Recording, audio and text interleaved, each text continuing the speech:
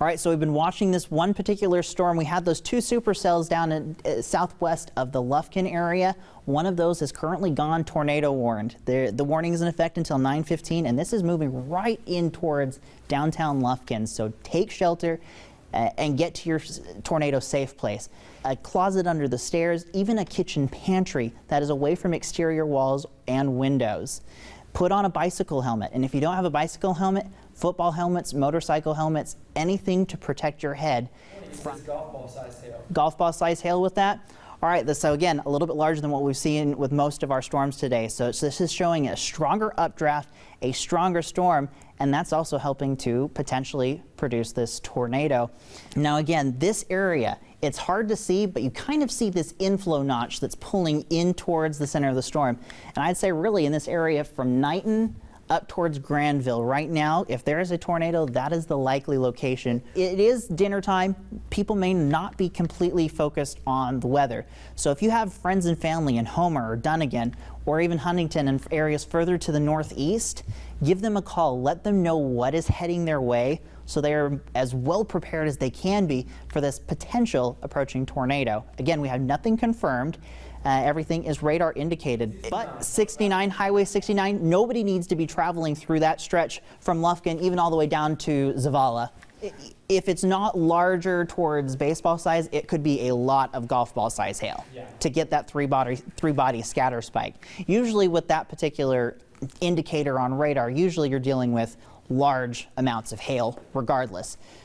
This stretch, especially down here near Dibble, you can see how it kind of extends outward from there, and that's essentially the radar beam bouncing off of those hailstones in the air, and it's making it think there's reflectivity, that there's some sort of precipitation further to the southwest in this particular case.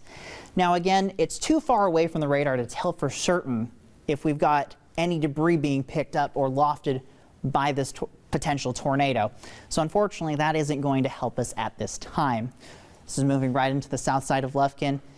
Take shelter, stay weather aware, and if you can watch us on Facebook Live, please do. If not, and you're in your safe place, turn your TV up as loud as you possibly can to stay informed and keep updates. We will stay with you as long as this tornado warning is in effect.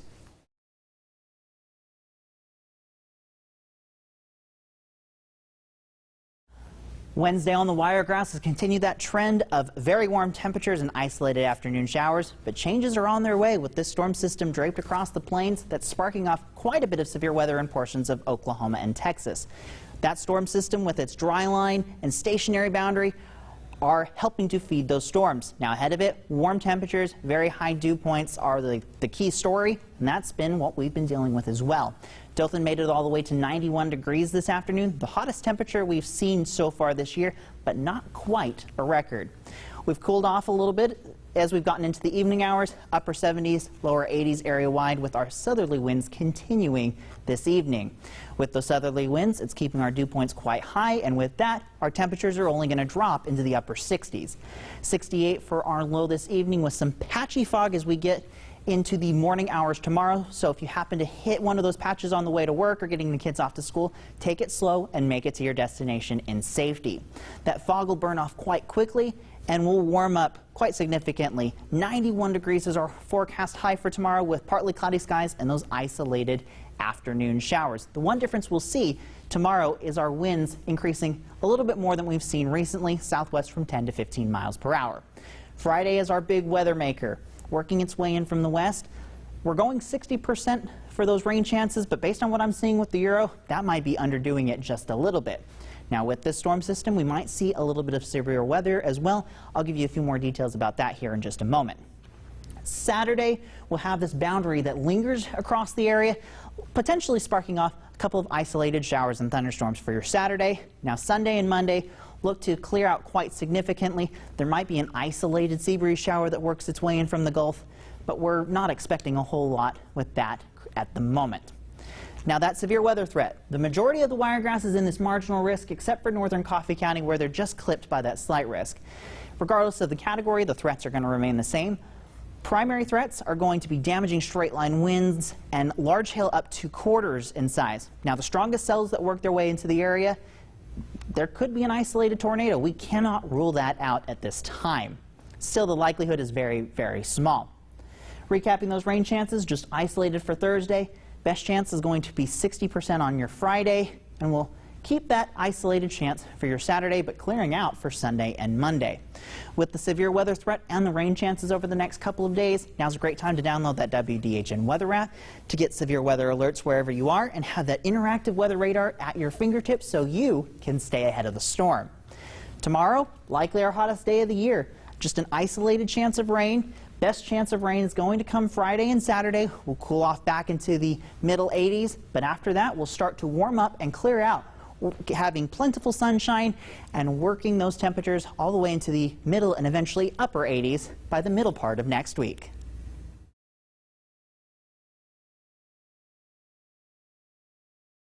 We've had a string of really lovely days across the Wiregrass, but that is likely to change with this storm system centered over portions of Nebraska and Kansas. Tonight we'll see those increasing clouds, those winds continuing to shift more out of the southeast, and we'll get to a low of about 58 degrees. We'll continue to see that moisture be pumped into the area. We'll work our way to 82 tomorrow with mostly cloudy skies and a few isolated showers. Now, some of the models are keeping the heaviest rain further south down into the Florida Panhandle and down into the Gulf of Mexico. So we go into our hour by hour, you'll be able to see this a little bit clearer. We'll warm up into the 70s, potentially a couple of low 80s by this time tomorrow. We'll see that. Now, taking a wider look, we've got two storm systems, one in the Pacific Northwest and a second draped across the plains that's sparking off some severe weather and even a couple of tornadoes near the Oklahoma City metro earlier this afternoon. Capping those rain chances. Isolated for Friday. Saturday we'll have our best chance at 50%. We'll slowly start to stair-step our way back down in those percentages down to 20% for your Tuesday. We'll zoom in a little bit closer because we've got a lot of severe thunderstorm warnings to talk about. Fortunately, at the moment, no tornado warnings are in effect. We did have one earlier just southwest of the Paris area. Now, with those storms coming in tomorrow, now's a great time to download that WDHN weather app where you can have severe weather alerts wherever you are and have that interactive weather radar at your fingertips so you can stay ahead of the storm. With tomorrow's severe weather threat, again, the biggest threat's going to be over portions of western Alabama and Mississippi. For our area, we've got an enhanced risk and a slight risk. Now, regardless of what the category is, our threats remain the same. Damaging straight-line winds look to be the primary threat, with a couple of isolated tornadoes possible. On Tuesday, we will start to see those dew points start to increase, as well as seeing an increase in our cloud cover ahead of our next storm system that'll work its way into the area Thursday morning. There's a lot of great activities for you to check out this weekend. We've got the Rattlesnake Rodeo out in Opp, the Peanut Parade tomorrow morning out in Blakely, Georgia. But if neither of those are your cup of tea, how about a little bit of camping? The Walter F. George Reservoir is a great spot, and the forecast is, again, almost picture perfect. Some areas across the Wiregrass may see their first 90-degree day of the year. And with those types of temperatures, you're definitely going to be thinking about summertime, and summertime is a great time to go visit the beach. Panama City looks absolutely fantastic with temperatures in the upper 70s and lower 80s with mostly clear skies throughout the entirety of the weekend. So if you decided to make plans for this weekend, you picked a really good one.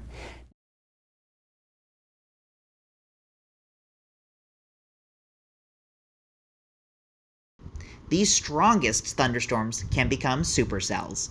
Supercells are intense thunderstorms that contain rotating updrafts known as mesocyclones, and can contain high-level hazards including damaging straight-line winds, very large hail, frequent cloud-to-ground lightning, and tornadoes of all intensities. Classic supercells are structured like this. Inflow from the south and southeast feeds into the storm and up the rotating mesocyclone.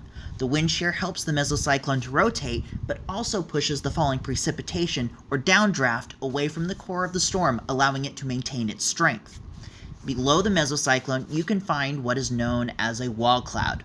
This is an area of lower pressure at the base of a supercell where tornadoes can form.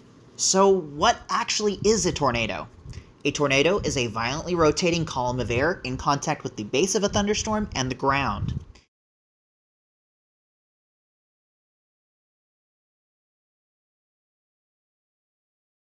So you and your home are about to be impacted by a hurricane. There are a few things to protect your home from the storm's impacts. First, clean your gutters. Second, trim all of your surrounding trees. And third, install plywood or window shutters to keep your windows safe. The storm is still a few days out, but you're looking to prepare an emergency kit just in the possibility that you're asked to evacuate. There are a few things to gather up to have as part of your emergency kit. Now for this, you need to have 10 days worth of supplies. So in this case, 10 days worth of non-perishable foods and water, a 10 days supply of medications for every member of your family, 10 days worth of clothing,